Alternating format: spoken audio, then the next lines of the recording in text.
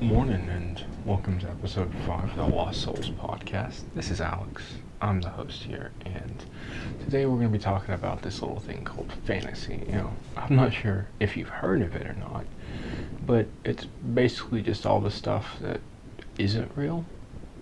It can be kind of real, but it doesn't have to be. Now, you probably don't need me to explain it, but it's kind of what we run on, if you think about it. I mean, how many people actually watch nonfiction, pay attention to nonfiction? How many people live to see the things that actually happen? I mean, I guess all the true crime fans out there, and those are probably the scariest among any of us. But, no, we have this odd obsession with things that can never exist. I guess it's because, as a people, we always want things to be different, right? We're never exactly happy with where we're at. I mean, that might just be, part of the human condition. I've never been happy with where I'm at, and I really doubt you'll have too. It's a really hard place to be. I think it's called enlightenment, actually. Being okay with your existence. And there are religions built around it. That's how difficult it is to actually achieve something like that. Fantasy is just all the experiences we can imagine but never have, right? And so there isn't really a limit on what fantasy can be. I mean, I guess the limit is the human imagination, which, in my experience, knows almost no bounds, right? Like we can talk about dragons all day, or demons, or holy wars. I guess I'm just talking about anime specifically right now, but we have these fantastical adventures in Middle Earth, the Harry Potter series, secret worlds that nobody knows about, hidden from ordinary people, full of magic and intrigue. Worlds where pirates rule the seas, worlds where we live amongst aliens, worlds where superheroes fight supervillains, and that's like the main source of conflict in the entire world, good versus evil. Although a lot of times, not always, some people can write good stories, but a lot of the times, especially in fantasy, you end up falling back into this like good versus evil trope. There's the good side and there's the bad side, and there's an obvious person who should win, and either good or evil will triumph, but it's not exactly so cut and dry in reality, is it? A lot of times it's hard for us to tell what's good and what's bad, and a lot of things have good qualities and they have bad qualities, right? I mean, the closest we've got to absolute evil would have been like Germany in World War II. Right? And that's just, that's a societal expectation because of the horrible, awful things that were done. But, Germany in World War II hasn't been the only quote-unquote evil empire to exist throughout history. And I'd wager a lot that a lot of the evils that went on in the past have pretty much just been forgotten to history. Because at the time, they were considered to be slightly more normal. As times change, so does the definition of what we consider good and evil. And not, we would still have the same definition. That's not what I'm saying. I'm saying that people didn't look at things the same. Turn back to like the 1900s when people were working I don't know how long people worked. Let's say they worked 16-hour days, right? Well, from today's lens, that would be evil. But to somebody who was working 16 hours a day, if they cut that down to 12, that'd be a major improvement, right? That'd be very good. I only have to work for half of every day now, as opposed to 2/3 or something like that. I guess the whole point is that things change, and so does fantasy, because fantasy to an extent actually reflects the times we're in. It feels to me like fantasy just keeps getting wackier and wackier and wackier. Maybe it's because we've already ran through so many of the stories which exist, already. You have this includes stuff like the classic Disney movies. I mean, I guess we're just rehashing that now, right? All the remakes, reruns of things that already existed, and those are just lightened up versions of Grimm's fairy tales anyway. And so, I guess when you really hit something, some good fantasy, something that gives you some like good imagination juice, right? It sticks around for a while.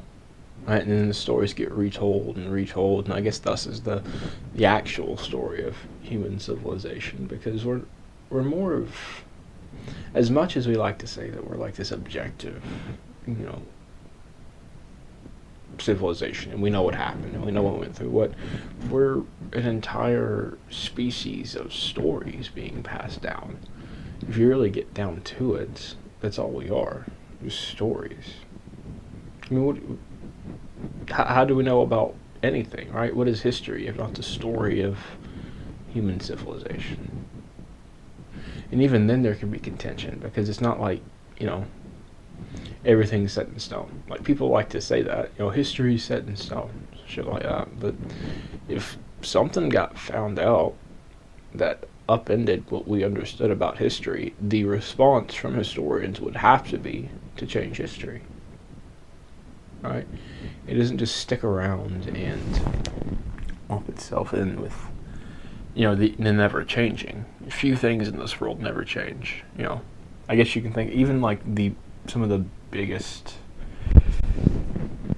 baddest structures in the world, right? The Rocky Mountains change all the time. The Appalachians only got worn down over time. They used to be like the Rockies. The Statue of Liberty used to be a different color. The Eiffel Tower used to not exist. The Great Lakes didn't always exist there. It changes. The world changes.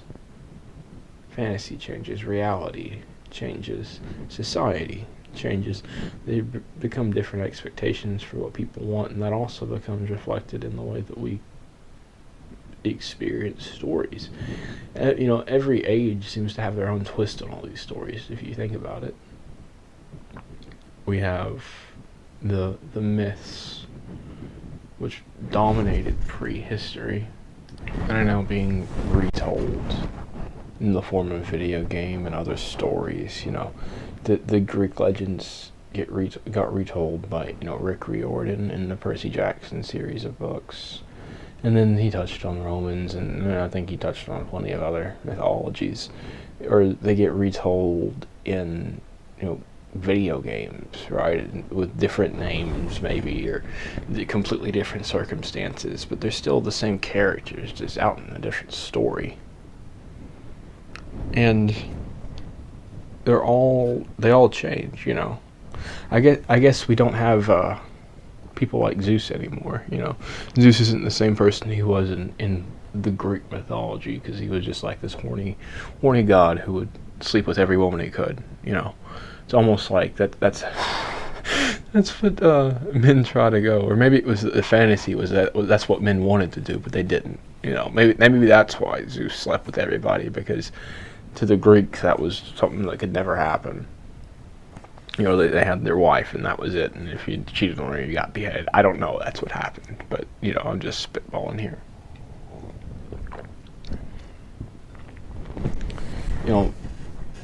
Fantasy tends to be a way to connect people.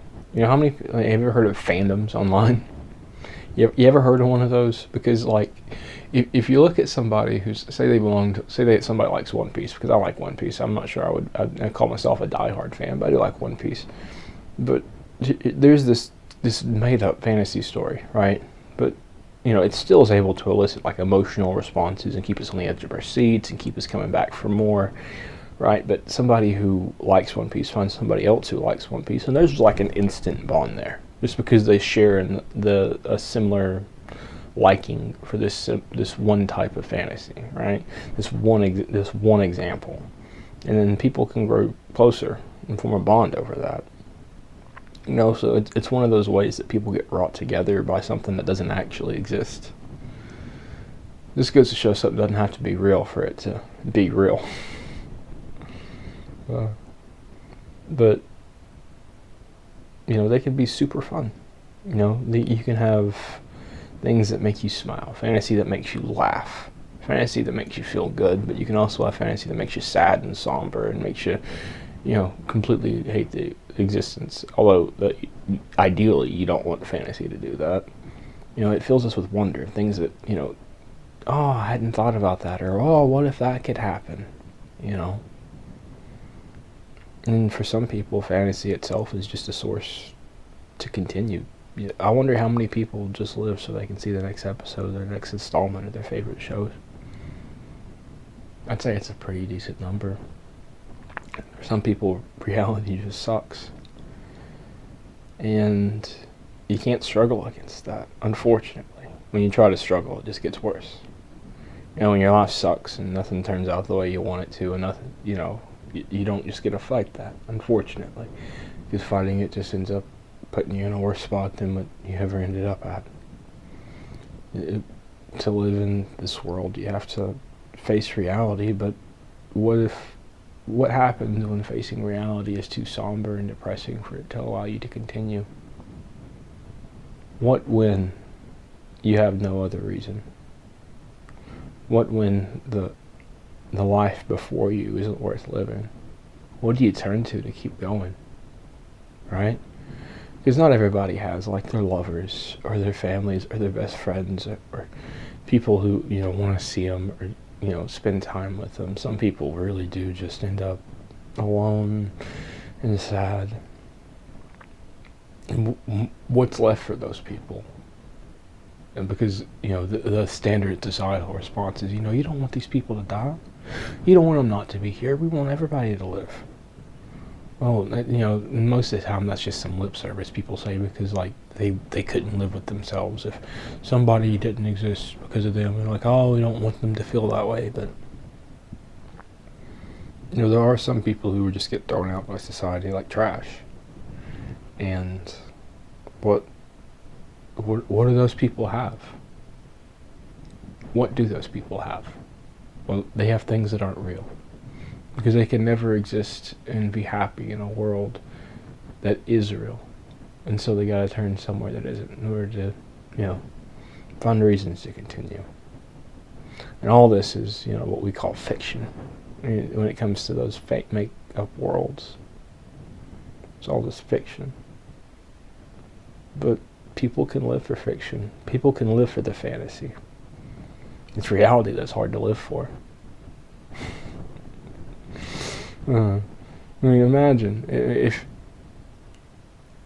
if you lived in some of those worlds that were created in fantasy. If you're in Harry Potter, if you were in One Piece, if you were in Naruto, if you were in Percy Jackson, if you were in God of War, wouldn't it be a lot easier to live? I mean, seriously. I want people to think about that if you're listening to this. Think about Zelda or whatever fantasy world. If you, and this is what video games give you, right? If you could live in those worlds, a real world just like that, could you find the will to live? I say the answer to that's probably. But for some reason a lot of people can't find the will to live in this one. Reality's too depressing to sustain everybody, honestly. Because reality is a game of winners and losers, and somebody's got to lose. And what happens when people just take L after L after L after L after L? Do people keep trying so they can be fodder for the losers? Really? Do you show up just so you can be shit on? Show up just so you can get the consolation prize? Show up just for the sake of it? Accept whatever shitty reality life wants to hand to you? One that's just going to beat you and grind you into dust? Accept a reality where nothing that you want will ever be accomplished, and either you can accept the shit that you don't want or you can go without? Or do you just not show up because you're not playing that stupid ass fucking game? I guess from the way I'm talking, you figured out what I've chosen, but it's a decision everybody has to make. at the end of the day, without fantasy, how many people wouldn't be able to make it throughout every day? And, I guess the argument, well, we'll have people live in the moment, live in reality. It's like people chose to run away to fantasy for a reason. It's not like all these people just, up and decide, like, oh, hey, like, I'm gonna ignore the world every day for the rest of my life. It's like, no, the world is what's ignoring the people. The world expects those people just to suck it up and sit down and enjoy being shat on by the rest of it. But that's not a life either. That's not a life either. But, living in fantasy does end up having a cost. You'll never progress in reality if all you do is live in fantasy. But if there isn't really the chance of progress in reality, what other option do you have? Not everybody can make it in reality. Not everybody can be a big shot. Not everybody can find love. Not everybody can be rich. But that's the depressing nature of reality. And as long as not everybody can experience those things, there are of course going to be people who end up turning to fantasy. Without fantasy, I couldn't. I can imagine what it's like for somebody to want me. I can imagine what it's like for somebody to hold my hand, and I can imagine what it's like for somebody to lay next to me. But that doesn't mean that it ever happens, and it doesn't mean that it could ever happen. Some people are like me, and they're ugly, fat, weird, lonely, angry, depressed, stupid people who, and I can't just deny reality. There's society telling me, like, hey, nobody wants you and you just gotta suck it up and get on with it. No, I can't. I've tried that, and that just ends up worse, right? So the only thing I can do is accept that I'm going to be alone for the rest of my life. But if I'm going to spend the rest of my life alone, then I can't spend it in reality. If I'm going to spend the rest of my life as some washed up old fool, never amount to anything, never found anything he wants, never accomplish any goal, of course you're going to spend it trying to ignore that fact. Otherwise, well, then you'd be disappointing a lot of people, because people don't actually care what you do with your life, as long as you do it. That's and it's a weird way to put it, but here's the thing. Even if I know today that I'll never be anything or amount to anything, I can't just end it here. That'd make too many people sad. That wouldn't be right of me. That would be callous and unconsiderate, and it'd just be passing whatever pain I feel off to others, right? But to keep living in this world is to come to terms with things which are never going to serve me. Come to terms with things which essentially tell me to shut the fuck up, lay the hell down, and just get on with it. Accept whatever life hands me. But if what life handing you is some pile of shit that you'd rather drop on the floor than have to eat, of course I'm going to drop it on the floor. I got too much pride or self-worth or sense of self, or whatever you want to call it, to accept shit and think that it's a gift, right? But if you're not going to take the shit, then you can't even be in the room. These are really bad metaphors, I know, but maybe somebody gets what I'm talking about. I don't know. I really don't know anymore. I don't even know why I do this, but it makes me feel like I'm doing something, I'm sitting here on episode 5. I got 19 views, 0.7 watch hours. That's not shit. People aren't watching me. People aren't listening to me. I do it because at the end of the day, it makes me feel like I'm doing something. Maybe someday, 100 years from now, because YouTube didn't shut down their internet, complete collapse. Somebody, one person stumbles upon this, and maybe they find something from me. Maybe listening to me sparks something in them, or I don't know, makes them feel like they're not so damn alone. I'm getting really depressing here. Yeah, I think I'm just gonna cut it. If you're watching or listening to this, yeah, thanks. Thanks for sticking around this long. You're probably the first person to ever finish one of these. And I'll probably keep doing it because it makes me feel like some sense of accomplishment. I guess. I don't know. Anyway. Sorry about that. Peace out.